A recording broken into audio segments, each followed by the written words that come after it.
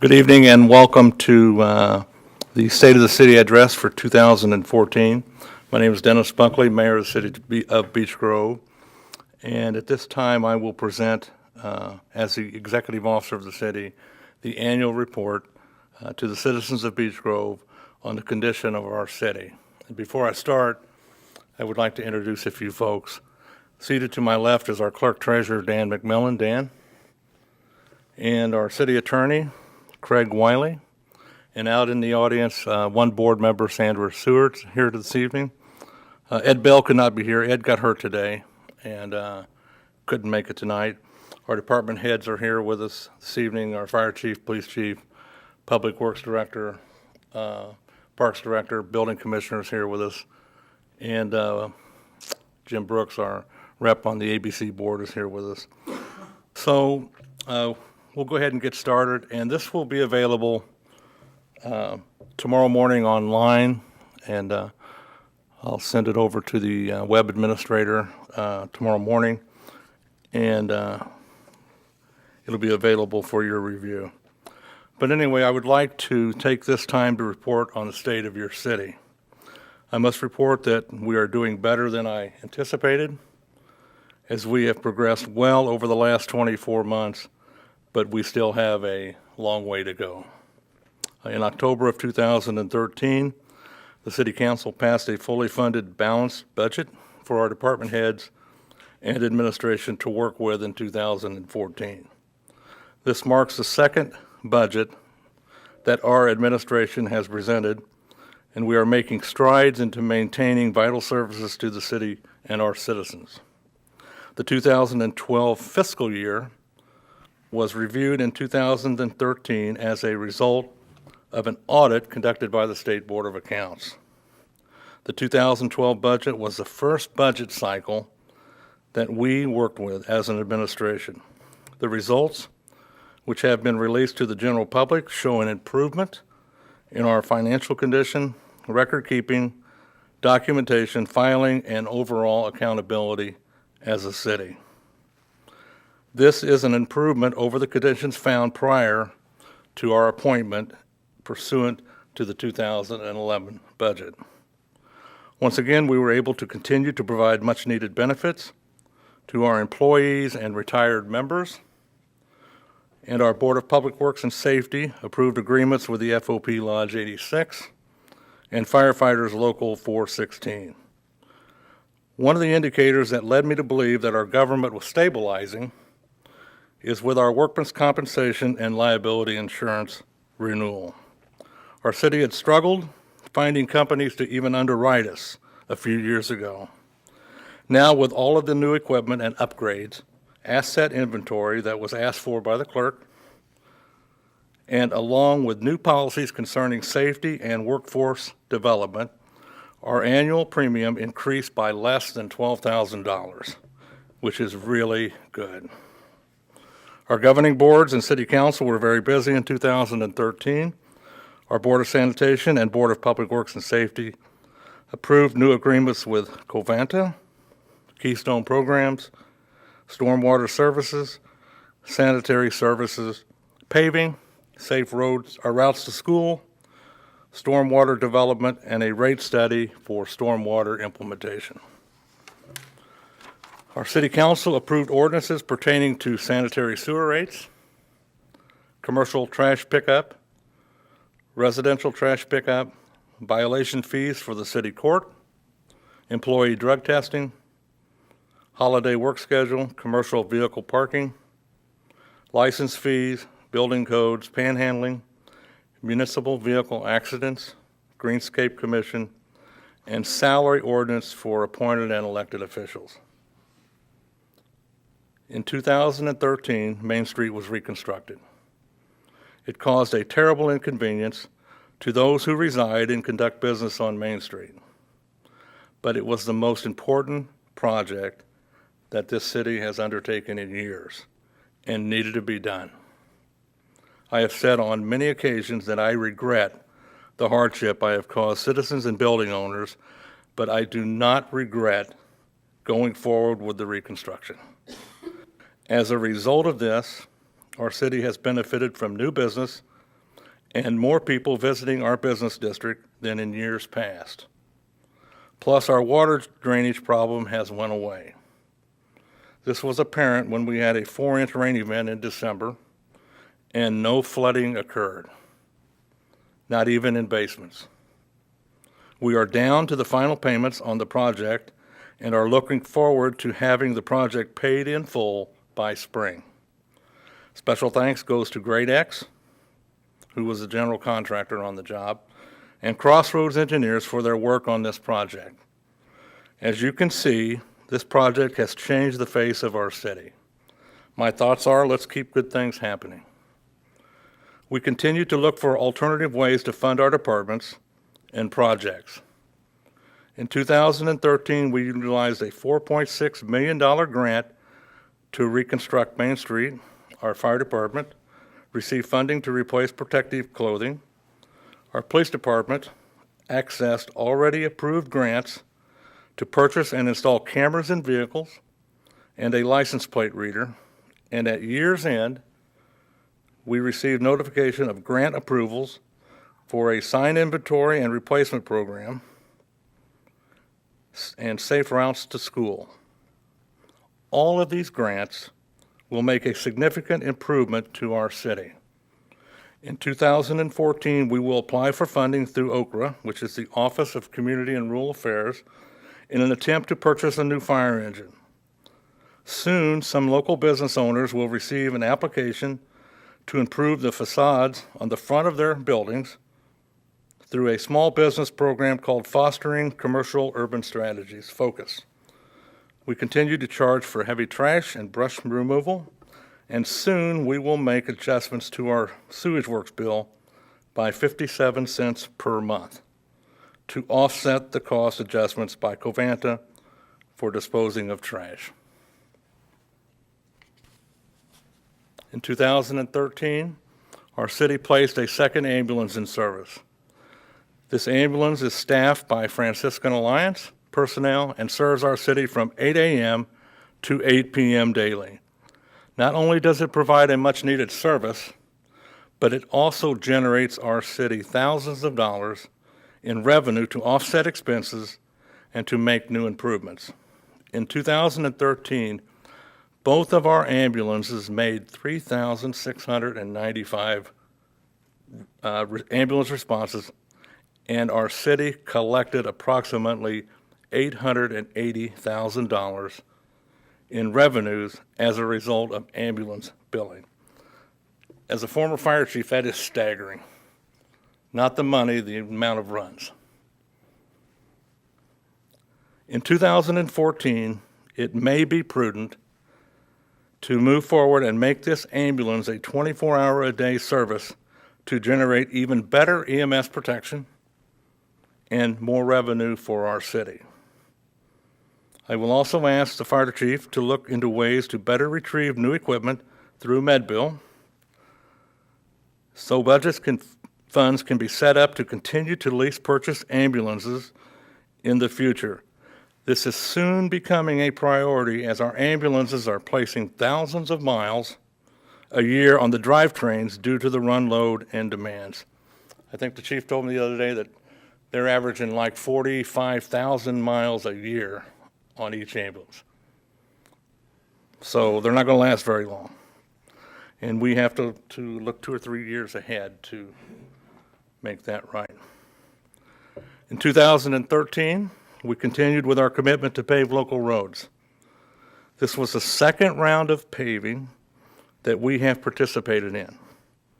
Detroit Street from 10th to 17th, 13th Avenue from Albany to Southern, 23rd Avenue partially paved, 8th Avenue from Alton to Bell Fountain, Shaft Street from Garstang to Bell Fountain, and the alley south of Main Street from 15th to 17th were all repaved.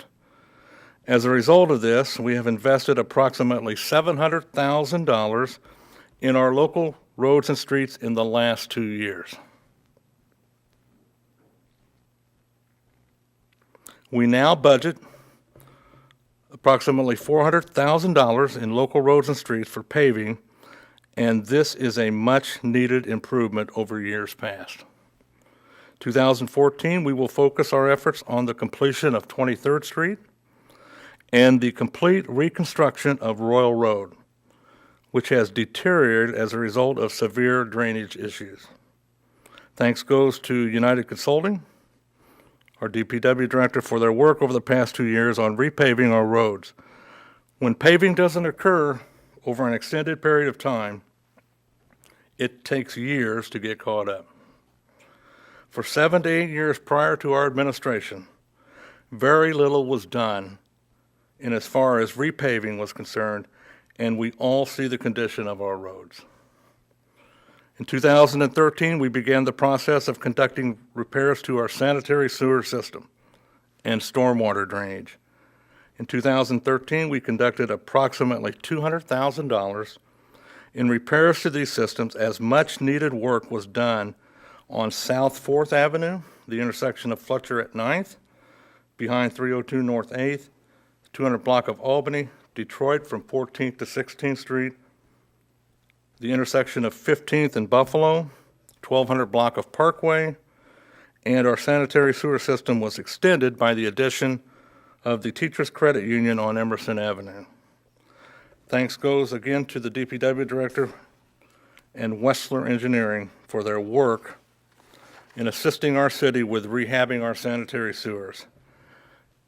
This city can simply not afford to go years without maintenance or repairs to the sanitary sewer system, and that has exactly been the case. Some of these projects listed above that I just mentioned should have been completed back in 2005 and 2006.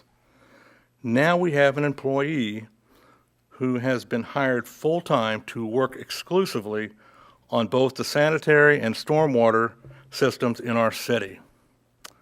As the weather breaks this spring, we will begin a major sanitary sewer rehab project in the area of 8th and Bell Fountain to replace the sanitary sewer system, which has caused serious backups over the years and was recommended to be replaced back in 2005 by Wessler Engineering. In 2013, we began the process of developing ordinances and rates pursuant to stormwater management. In 2006, our city established a stormwater utility by ordinance, but never progressed with rules and fees to address stormwater matters. I intend to bring the guidelines and fees forward to the City Council in March to begin the process of collecting stormwater fees. This is yet another very difficult decision that had to be made, but it is the right thing to do and needs to be done. It constitutes a good business decision based on a simple premise.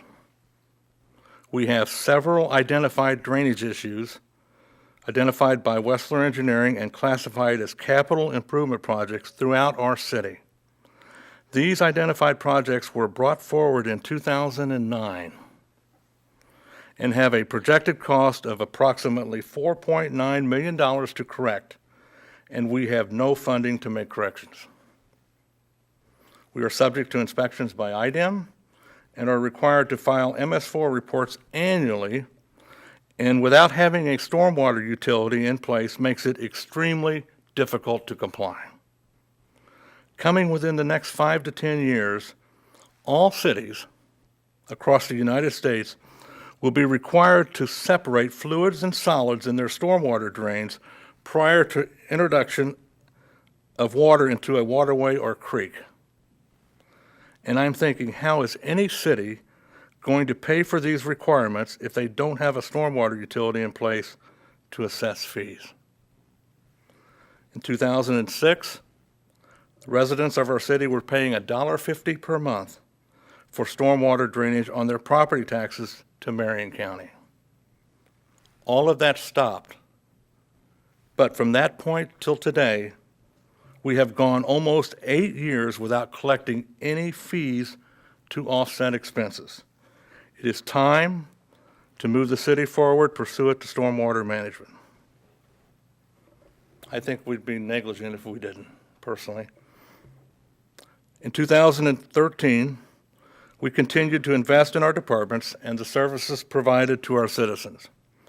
Our police department purchased 4 new vehicles. Our fire department purchased 3 new staff vehicles and a pickup truck with plow capabilities. And we took delivery of a fire engine. Fire department also ordered 5,000 feet of new hose, and 35 trauma kits were ordered for our police department. Our Department of Public Works purchased 2 new vehicles with plows, and 2 more spreaders were purchased, bringing our total to 6, which is the most we have ever had as a city. These are all good purchases that have made it easier to deliver much-needed services to the citizens of our city. In the first quarter of 2014, we expect to take delivery of a new skid steer, which will greatly assist the workers out at DPW and in our park system. In 2014, our police department has already ordered 2 new vehicles through the Criminal Investigation Fund. And by year's end, we will have no choice but to replace the laptop computers that our police officers currently use, as they have become obsolete. As we progress, we will continue to identify equipment that should be replaced, and we are looking at the leaf collection equipment out at DPW for replacement as well. My thoughts again are, let's keep good things happening. In 2013, we rededicated South Grove Park by naming it Chalice Park after longtime Parks Director Don Chalice. And we rededicated the baseball field in the city park by naming it Dick Templin Field after Dick Templin. In 2012 and 2013, approximately $400,000 was invested in our park system. This includes new shelters, roofs, restroom facility, playground equipment, walkways at Hartman Field, and we installed ADA-compliant playground equipment. Over $300,000 was spent to repair an age-old erosion problem in Lick Creek, and additional trees were planted near the creek line at Sarah T. Bolton Park. And I commend Tom Hannon for all of his work in the park system. We have wonderful parks, and I contribute that to Tom's leadership. In 2013, our city participated in many civic events and recognized citizens on special accomplishments. Our city participated in the Fall Festival Parade, Beach Party, Summer Concert Series, Little League Parade, Homecoming Parade, Relay for Life, Promoters Club Fireworks, Lions Club Pork Chops Dinner, Lions Club Bean Dinner, Chamber of Commerce, Beautify Beech Grove Walk, St. Francis Walk to Remember, Oktoberfest, Memorial Day Service, and the Veterans Day Service. In 2013, our city issued proclamations for the American Legion, Tri Kappa Constitution Week, Fire Prevention Week, Walk to Remember, Relay for Life, and recognized Nancy Roberts, Evan Smiley, Roger Knight, John Quinn, and John O'Gara, the Beech Grove Middle School cross-country team, and the Beech Grove Middle School basketball team. And last but not least, economic development. For the past 5 years, our assessed valuation has headed downward. But I think that may change within the next year. This is a direct result of investments made in our city by private corporations.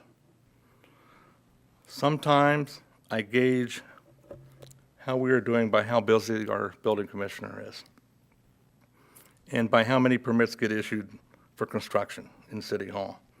In 2013, and I think our building commissioner can attest to this, he was very busy. And I suspect that the coming construction season will be just as good as last year, maybe even better. In 2013, ADM Milling announced plans to construct a new mill in our city. This is a $30 million investment for our city, which is expected to go online by the end of April 2014. Connectrix Energy announced plans to make $14 million worth of improvements to the LNG facility here in our city, which is expected to go online by the end of March 2014. I would like to thank the City of Indianapolis and Develop Indy for their assistance in working with ADM Milling to provide the opportunity to make this investment. I would also like to thank Citizens Energy Group for all of their investments in our city in 2013. Citizens Energy Group installed new water mains on Main Street prior to the construction, completed a septic tank removal program on Sumner Avenue, and their investment in LNG. These are all critical investments for our city and are very much appreciated. Much needed new business began to arrive as Main Street was completed. Yes, we lost businesses during construction, but we gained at least 12 new ones after construction was complete. Main Street was not the only benefactor of new business. Our industrial park gained some new businesses as well.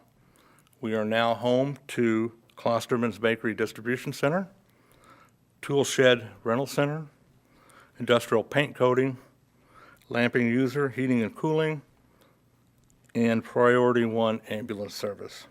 In 2014, we expect to welcome new businesses such as Waffle House, Steve Verino's Eatery, Jimmy John's, and maybe even a senior group at the old Rockpile property. And hopefully, we will finally receive some type of direction from Franciscan Alliance concerning the vacant hospital property. As all of you know, it closed in March of 2012. And it has been a very slow progress. And the folks at Franciscan Alliance are holding it pretty tight to the vest.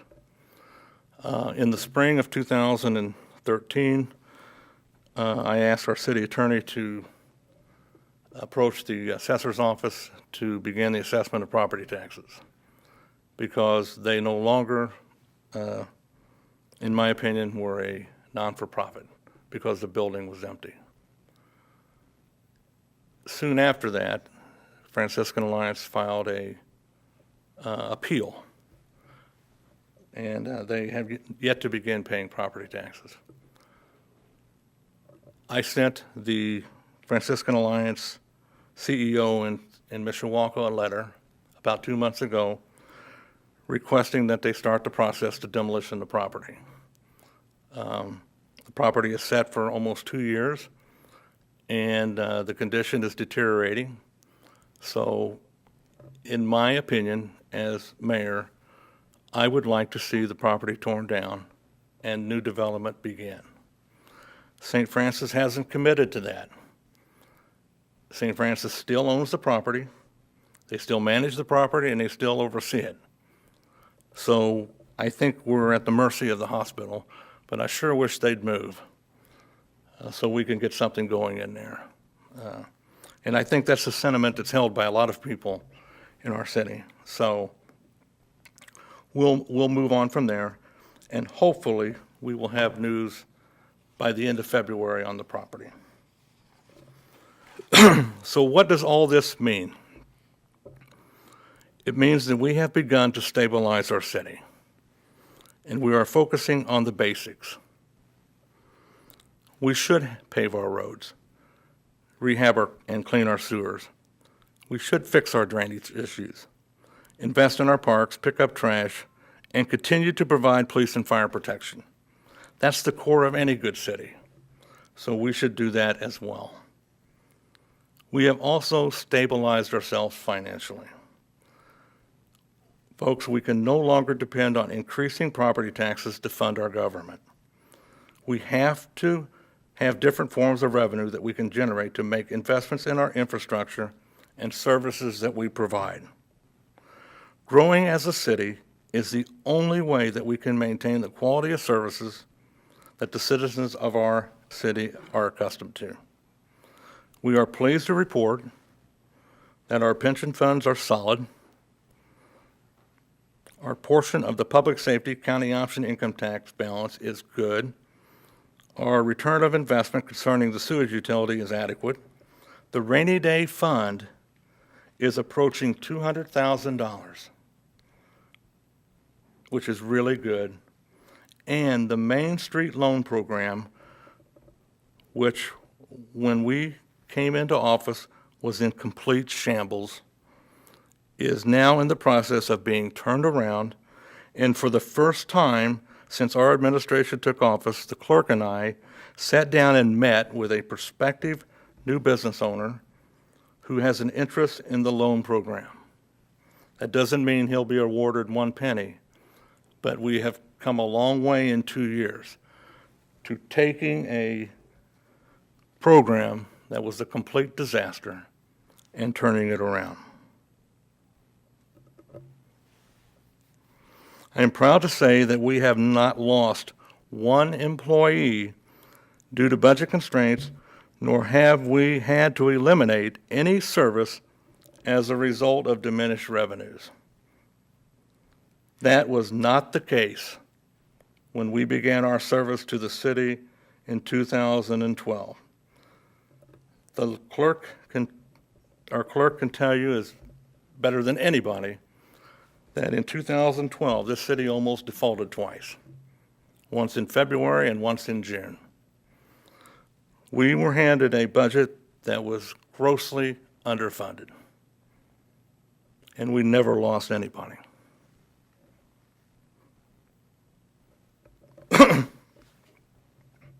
The clerk and the web administrator continue to release information for public knowledge, as you should be informed as to what your government is doing.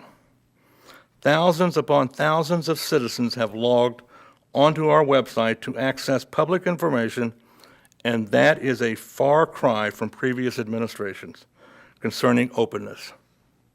We said from day one that we would be accessible and accountable, and that is exactly the case.